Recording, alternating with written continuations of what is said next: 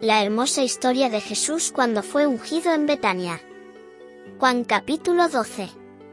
6 días antes de la Pascua, vino Jesús a Betania, donde estaba Lázaro, el que había estado muerto, y a quien había resucitado de los muertos.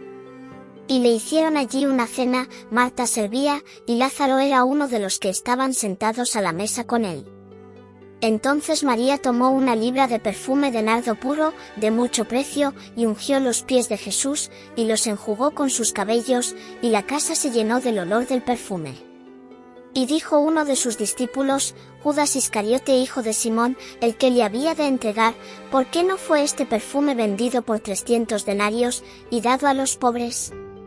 Pero dijo esto, no porque cuidara de los pobres, sino porque era ladrón, y teniendo la bolsa, sustraía de lo que se echaba en ella. Entonces Jesús dijo, déjala, para el día de mi sepultura ha guardado esto. Porque a los pobres siempre los tendréis con vosotros, mas a mí no siempre me tendréis.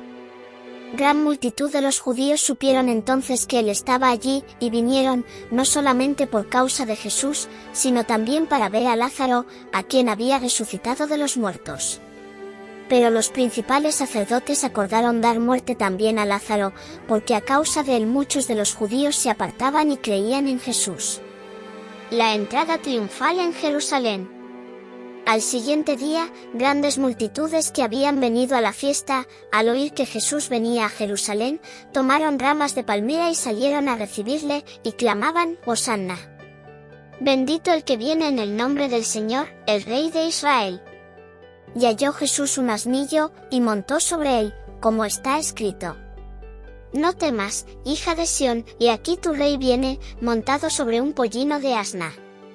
Estas cosas no las entendieron sus discípulos al principio, pero cuando Jesús fue glorificado, entonces se acordaron de que estas cosas estaban escritas acerca de él, y de que se las habían hecho.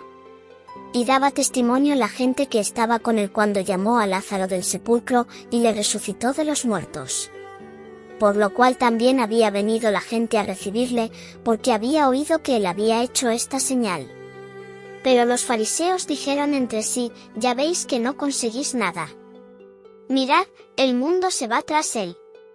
Unos griegos buscan a Jesús. Había ciertos griegos entre los que habían subido a adorar en la fiesta. Estos, pues, se acercaron a Felipe, que era de Betsaida de Galilea, y le rogaron, diciendo, Señor, quisiéramos ver a Jesús. Felipe fue y se lo dijo a Andrés, entonces Andrés y Felipe se lo dijeron a Jesús.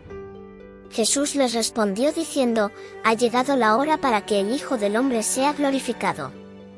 De cierto os digo, que si el grano de trigo no cae en la tierra y muere, queda solo, pero si muere, lleva mucho fruto. El que ama su vida, la perderá, y el que aborrece su vida en este mundo, para vida eterna la guardará. Si alguno me sirve, sígame, y donde yo estuviere, allí también estará mi servidor. Si alguno me sirviere, mi Padre le honrará. Ahora está turbada mi alma, ¿y qué diré?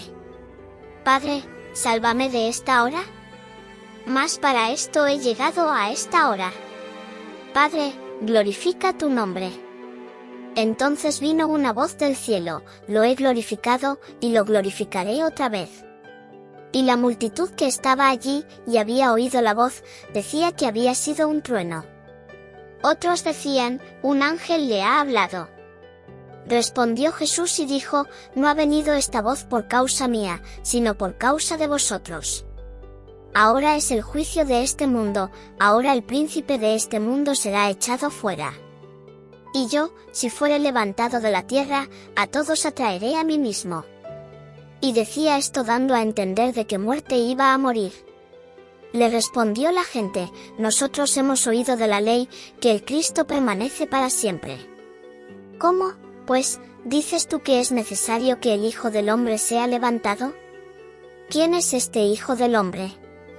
Entonces Jesús les dijo, aún por un poco está la luz entre vosotros, andad entre tanto que tenéis luz, para que no os sorprendan las tinieblas, porque el que anda en tinieblas, no sabe a dónde va. Entre tanto que tenéis la luz, crid en la luz, para que seáis hijos de luz. Estas cosas habló Jesús, y se fue y se ocultó de ellos. Pero a pesar de que había hecho tantas señales delante de ellos, no creían en él, para que se cumpliese la palabra del profeta Isaías, que dijo: Señor, ¿quién ha creído a nuestro anuncio? ¿Y a quién se ha revelado el brazo del Señor? Por esto no podían creer, porque también dijo Isaías: cegó los ojos de ellos, y endureció su corazón, para que no vean con los ojos, y entiendan con el corazón, y se conviertan, y yo los sane. Isaías dijo esto cuando vio su gloria, y habló acerca de él. Con todo eso, aun de los gobernantes, muchos creyeron en él, pero a causa de los fariseos no lo confesaban, para no ser expulsados de la sinagoga. Porque amaban más la gloria de los hombres que la gloria de Dios. Las palabras de Jesús juzgarán a los hombres. Jesús clamó y dijo: el que cree en mí, no cree en mí, sino en el que me envió, y el que me ve, ve al que me envió. Yo, la luz, he venido al mundo, para que todo aquel que cree en mí no permanezca en tinieblas.